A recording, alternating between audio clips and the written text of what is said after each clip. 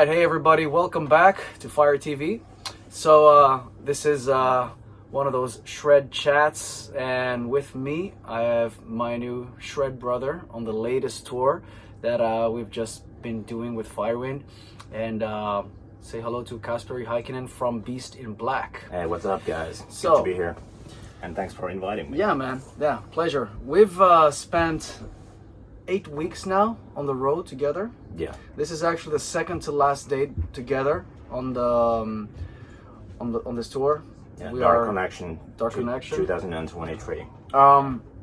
We are in Bucharest today, in Romania. Tomorrow is the last show in Sofia, and you know, we've kind of bonded on the tour Yeah, with pretty our well, hangouts. I would say. Yeah. Obviously late night hangouts. Late night hangouts, talking about a lot of guitar, talking about a lot of influences of ours, guitar players we like. Favorite guitar players, And, gear, yeah. you know, all the jazz. All right, so I want to ask you a couple of things here. Obviously, you're the guitar player, one of the two guitar players in Beast in Black, and I wanted to ask you, if, you know, for the people that might not know, I'm sure they know Beast in Black, but a little bit about your background, because we talked about it here on the bus, on our hangouts, but you know, just give me a brief background, like how long have you been playing guitar, and like walk me through a little bit through your bands. I know you played with Udo Dirkschneider for a few years. Yes. And you were also in a couple of other bands, but Yeah. why don't you tell me about it? All right, well, let's just start from the beginning. So my parents forced me to go to the music school when I was 8 years old to play classical guitar. And of course, you know, I wasn't interested in that at all. Okay. So it was kind of like, you know, a bit of a drag for the first couple of years. But, you know, my mom just kept insisting that, okay, just keep on going, keep on going. And then when I was like 11 or 12 or something like that, I started to listen to AC/DC, and I figured that, okay, you know, you can do this kind of stuff with the guitar. Of course, you know, not with a classical guitar. No. But, you know, that kind of changed my way of thinking, and I got my first guitar, electric guitar that was really, really crappy. But, So Angus was like the guy that made you want to go like electric and like rock out. That was like the vision. Yes, right? yes, exactly. And you know, one of the very first like times that I saw like live at Donington live video. Oh yeah. Yeah, that's a really, really good one. I think I have seen it like 100 times or something. Yeah, but you know, that kind of put the ball rolling. Yeah. So little by little, I just learned, you know, some AC/DC stuff, and also like a lot of old school heavy metal, like Iron Maiden, Scorpions, and Did you Metallica and stuff like that. Did you figure that stuff by ear? You had a teacher or somebody like? No. Actually, I used to get these guitar tablature books from the library. Luckily, they had a pretty good selection of that stuff, so that helped to get things started. Because of course my ear wasn't really developed by that time, so I needed some help from those books. But you know. Then I also started learning some simple stuff by ear, and that's what I've been doing for the past like 25 years at least. Yeah. Because a lot of those guitar tab books, they are just so, you know, inaccurate. Yeah. You know, to say the least. Back then, yeah, it was like that. It was that's all we had back then. Either that, or if you were lucky, you could get your hands on a VHS tape and see like somebody like Paul Gilbert or exactly. some of those guys, the 80s shredders. REA's tapes and Starleaks and stuff like that. Okay. Yeah, so I got started, and when I was a teenager, I started getting more into the like, you know, heavy practicing. Yeah. And by the time when I was like 18, 19, I started practicing like at least like 3-4 hours per day, and from then on, just kept on going, and I was practicing like 8-9 hours per day, you know. Well, I know exactly what you're talking about, because anybody who has ever kind of excelled at an instrument or just went to the next level, you have to put in the hours, and that's what I always tell people that ask me, like, what is the secret and stuff, because there are no real shortcuts. Some guys are probably quicker than others. That's true. You know, depends on how you are and how your brain is wired and all that, and talent and all that stuff. But you definitely have to put in the hours. Yeah, you want to achieve some results. Yeah, and I wasn't like naturally talented. It was just hard work. Yeah. For many years. I felt the same too. I always thought I had some kind of talent for it, but not amazing. So I had to work very hard for certain things and Yeah. how to develop certain techniques and Yes, exactly. you know, picking and whatever, all that stuff. But yeah, man. And okay, tell me a little bit before I get to the guitar part, the guitars, the axes. Tell me a little bit about your background with bands playing in Finland. And well, we started playing with a bunch of friends from my hometown, which is up north, Kajaani. It's a small town. Yeah. So we just started playing together when we were like 12, 13. Of course, we didn't have any kind of idea what we were doing. We were just making a lot of noise. And little by little, you know, we got better, you know, learned some simple stuff, some like, you know, basic rock and roll and some AC/DC tunes and stuff like that. And we kept doing that for many years. And when I was 20, I moved to Helsinki and went to a music school, and I started kind of like, you know, networking with people. Yeah. And I joined a death metal band called Elenium in 2001, and we released 2 albums. And then I joined Iconofear. Okay. No, actually, no. After Elenium, it was Guardians of Mankind, which was a gamma ray tribute band. And, you were telling me something about that, guys. In case you didn't know, Kasperi has also played with. He played a few shows with Gamma Ray. Yeah. I was filling in for Henyo. Yeah, when he was available. Let's put it like that. Right. Yeah. And I think you told me they probably heard of you because you were in the Gamma Ray. Yes, tribute exactly. band. So you probably knew already most of the catalog. Yes, pretty much. Yeah. Right. And you know, when I played with them for the first time, I had like one afternoon to prepare, and I played the first show with them, like, you know. No pressure. Yeah, no pressure, just public humiliation at its finest. But it worked well enough, and they asked me to join the tour and do a few more shows with them, and then we repeated the same thing a couple of years later. Those are like the experiences that kind of, at some point, you need somebody to throw you into the deep and like swim. Yeah, exactly. So those are kind of like get you there. I think it's important to have those kind of situations. Yeah. And okay, it's not always the best scenario, but but sometimes you just gotta do what you gotta do. Yeah. And like I said, everything went pretty well. So cool, man. So can't really complain. So we had the Gamma Ray tribute band. Then I joined Iconofear for a couple of years, but you know, we didn't really have any official releases out. And then I joined Amberian Dawn, and I played with them for 5 years.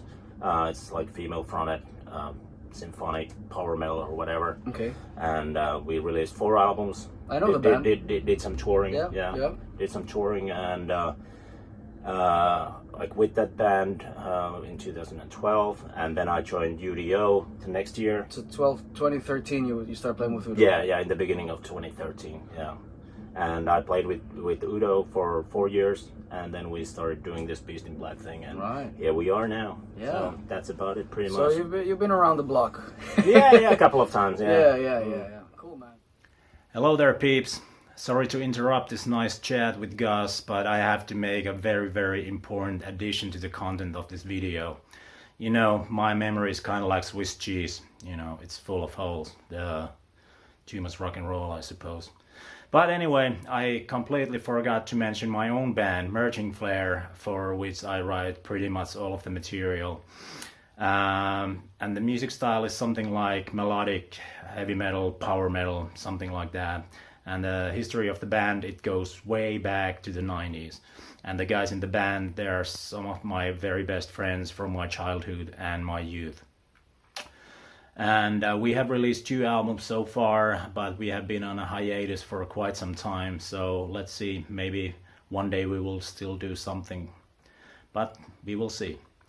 And that's about it. So back to the original chat with Mr. Gus G. So, cheers. I mean, one thing, if you watch a Beast in Black show, obviously one of the things that is very striking for me as a guitar player is this really cool guitar that you're holding, the Greenie, and your choice of these luminescent type of guitars, or what do you call them? Fluorescent. Fluorescent, sorry, or neon colors, whatever. Yeah, it is. exactly. And tell me a little bit about this one. Well, it's an Ibanez from the LA Custom Shop. I got it at the end of 2019. Can I see this? Yeah, of course, absolutely. Feel free. Sure. Yeah. You got a 2019? Yeah. All right. And maple neck.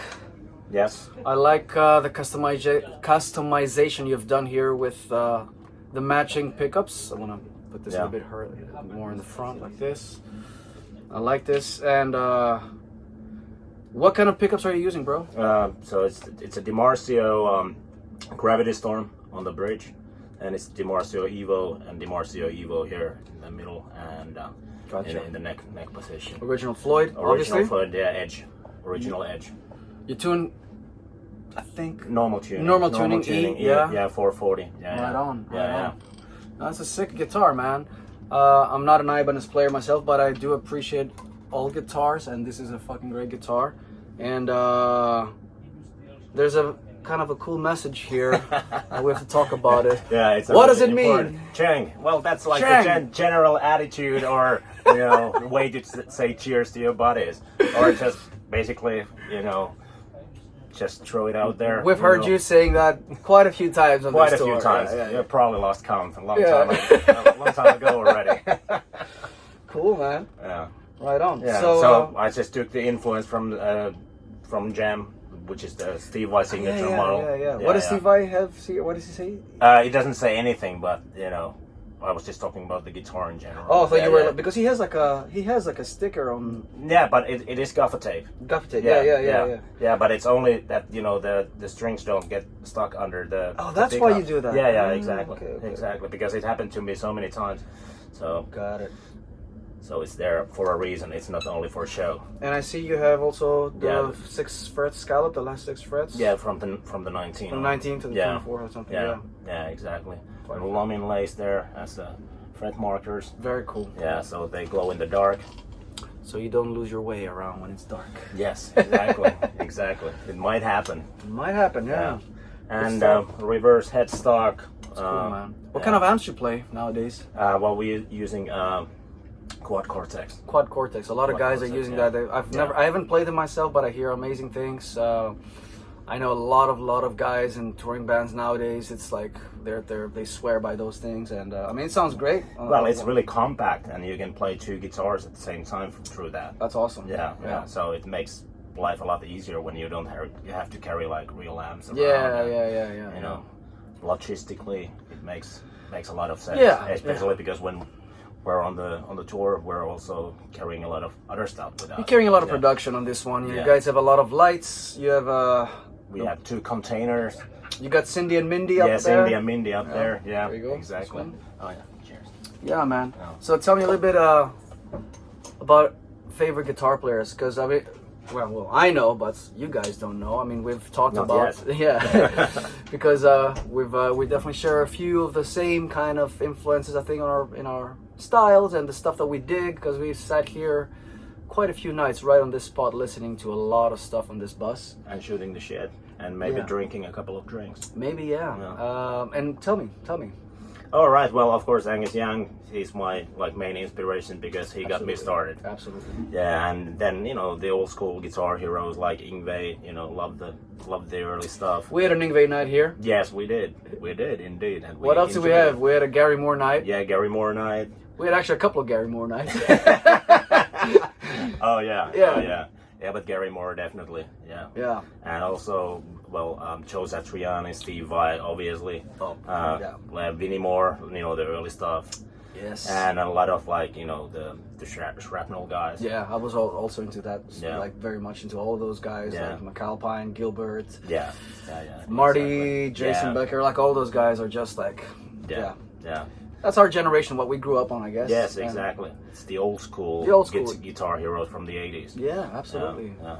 Right on, man. Yeah, and of course there's plenty of other guys, and I'm just forgetting so many names. Yeah, just like the main stuff that we usually talk about as guitar players. Like if you put us here in this couch, we're just gonna be talking about that for hours and hours. Yes. And all right, man, but I don't want to take up too much of your time. Tell me what's coming up after this tour. What are you guys doing? All right, so we're finishing this tour in less than a week, and in April we go to South America due to the summer breeze in Brazil, and in May we go to Japan, play a couple of shows in Tokyo, and then we do the summer festivals. I think that there's like around 15 festivals. Cool.